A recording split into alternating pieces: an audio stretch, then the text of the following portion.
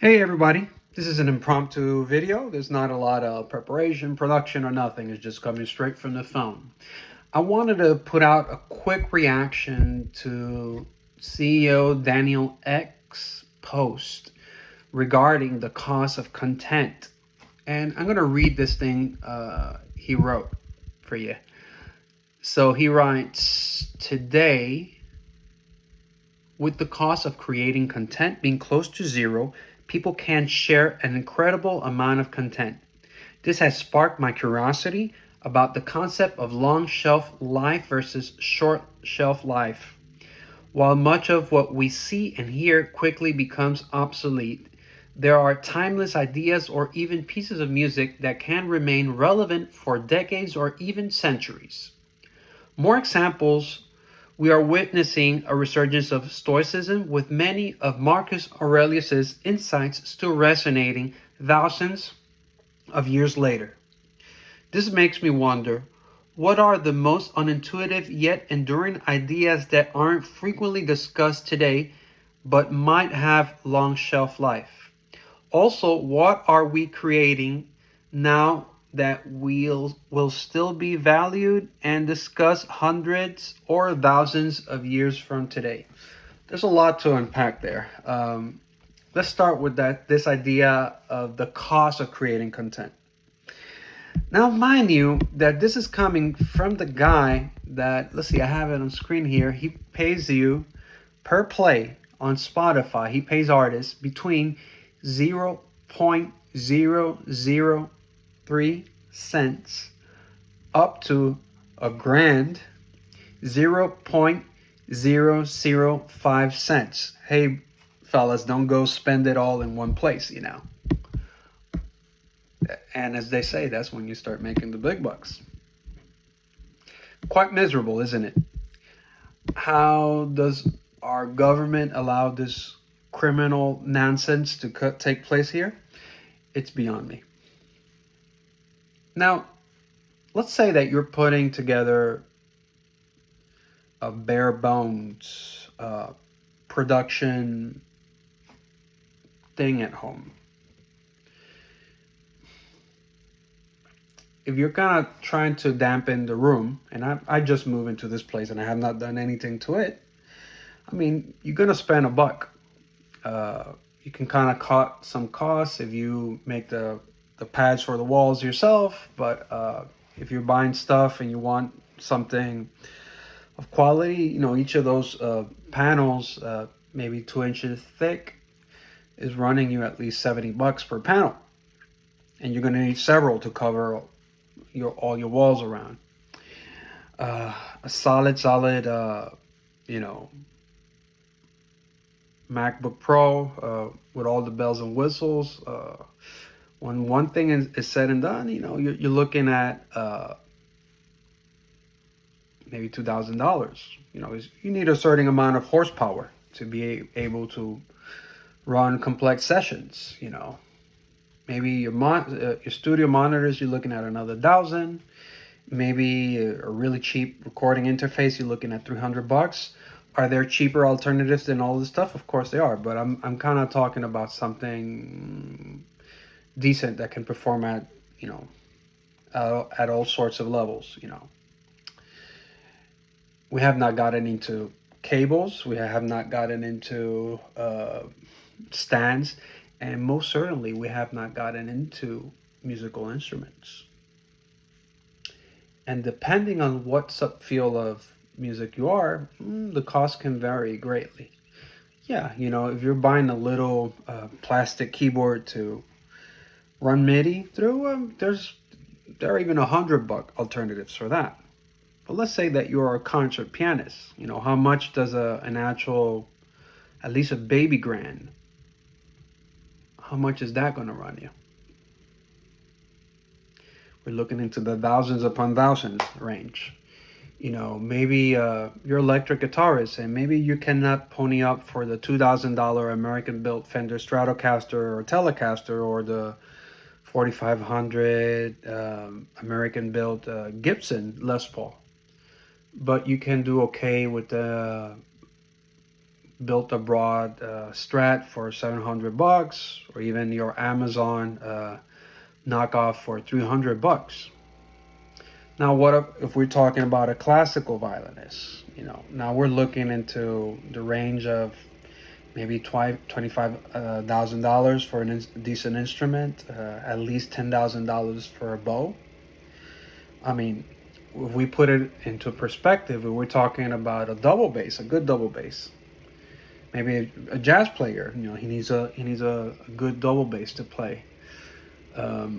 Basically, if he spends about $1,500 in a double bass, unless he kind of managed to buy it abroad and cut some corners, we're talking that would be about the equivalent of a $60 guitar. Practically useless. So, and I have not gotten into the cost of training to do all of these things.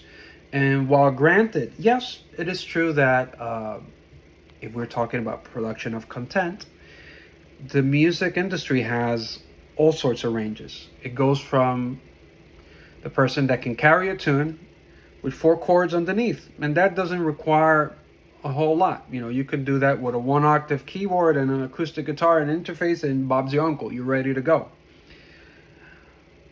But the further you go into it, even with automated functions, and nowadays is DAWs, learning, how to use the technology, training, as a professional musician, those things come at a steep cost.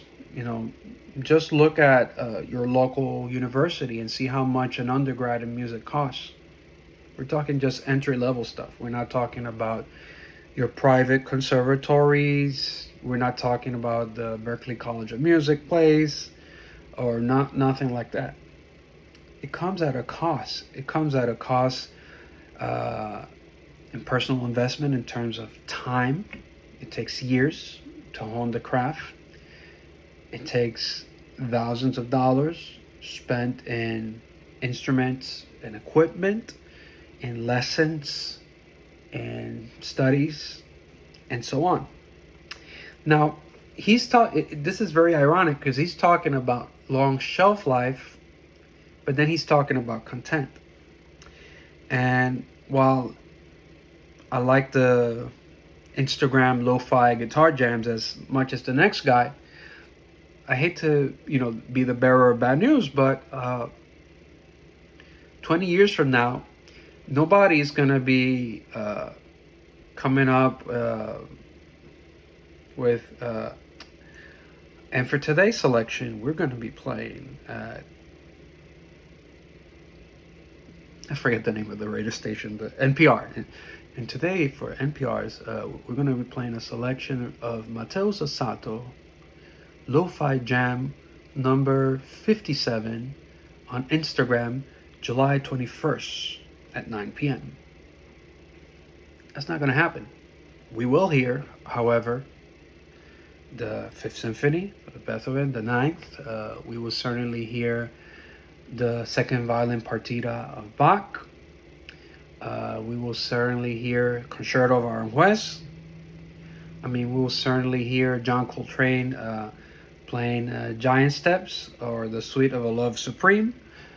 We will certainly hear Jimi Hendrix's Voodoo Child, and whatever Maria Callas recorded. We will hear all these things.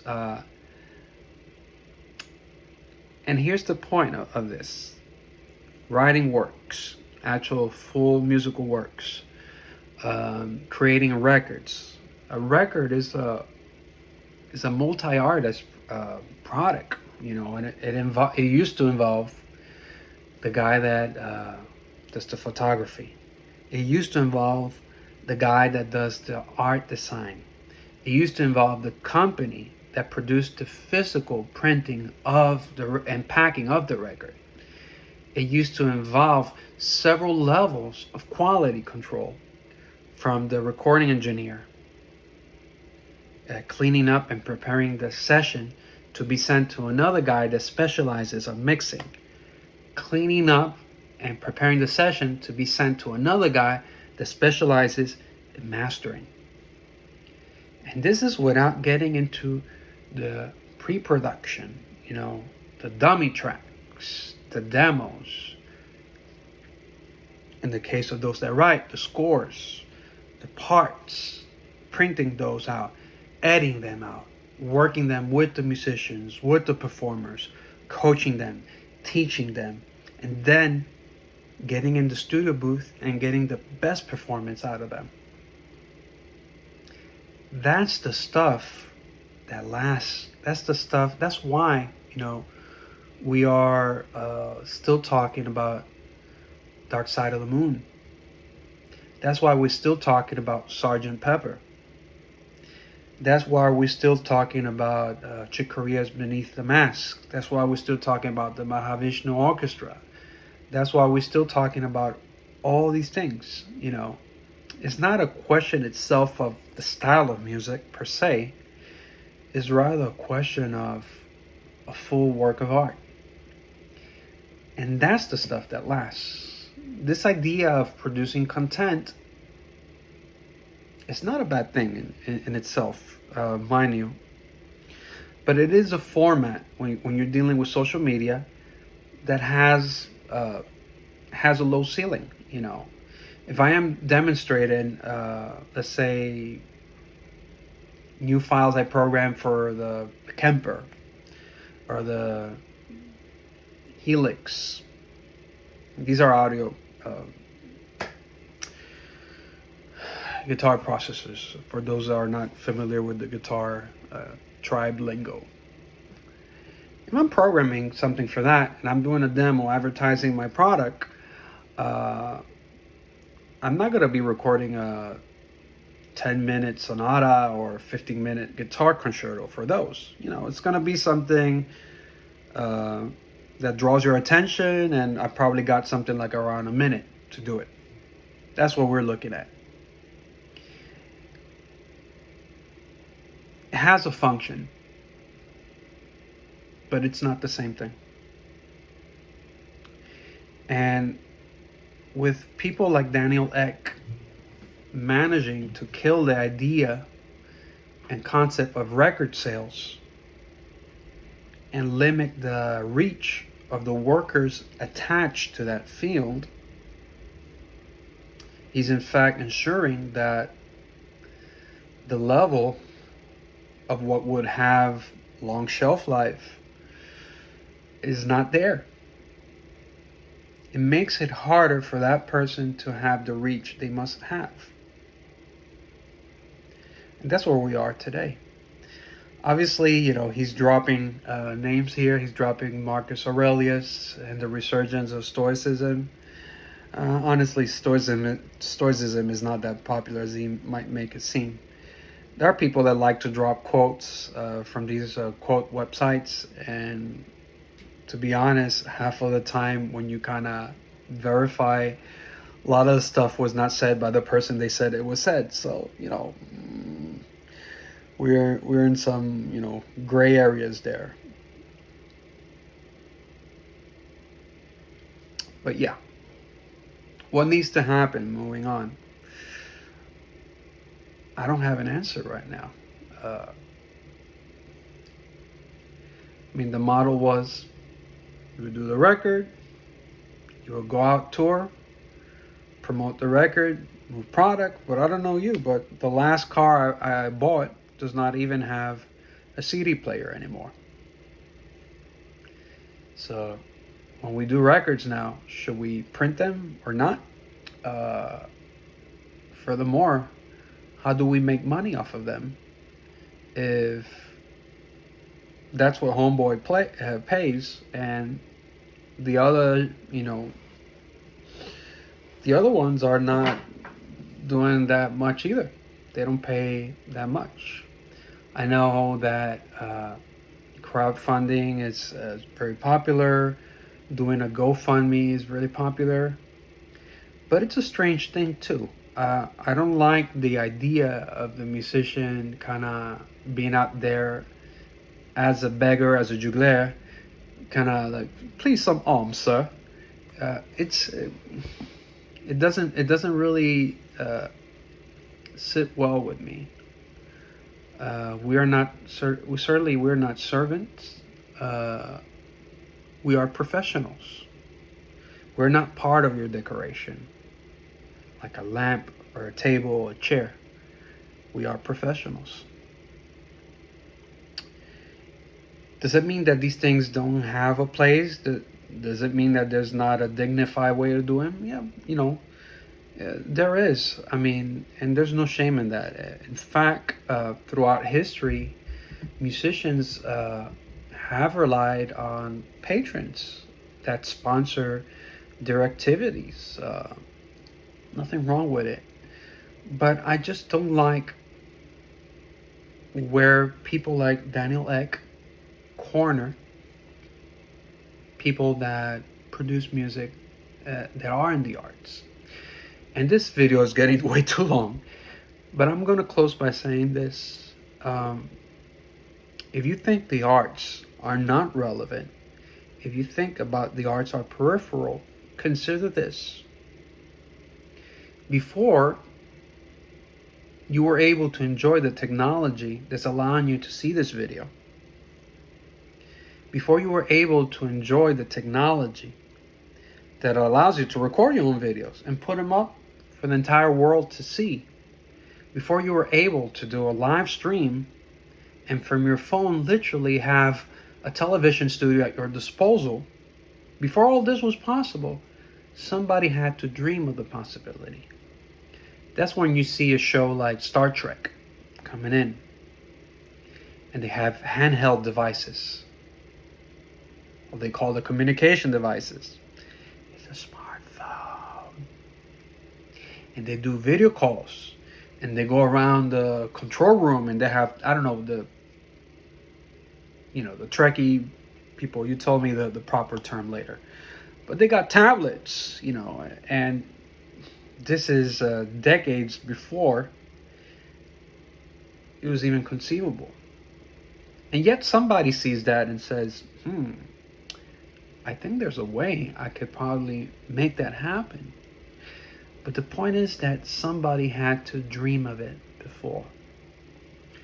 Music, the visual arts, cinematography, the written word are part of that first stage of creation, of getting people to dream, getting people to see.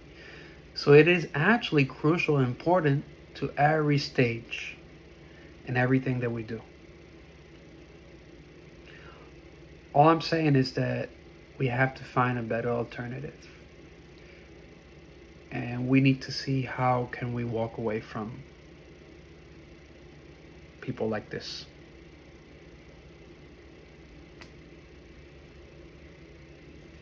Till next time, be safe.